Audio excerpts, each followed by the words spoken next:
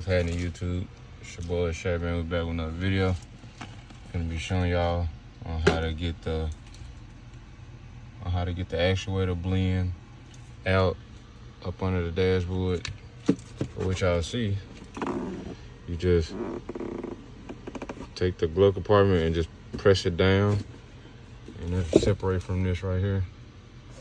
And then the actuator blend gonna be sitting right here. Which y'all see, it ain't nothing right there, but which I already took it out. But I have a small ratchet with a 732, a little baby socket.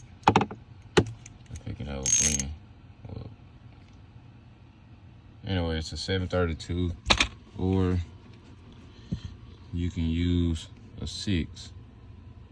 Oh, here, I can do it like this then. A 732. Use it with this one, and it should be able to fit straight up in there with no problem. Then you want to unplug this right here, or you can get one of these right here and hook it with a little hook and pick set, and then that's how you get it out. You got 2 little screws though, one at the top like this. This one go right here,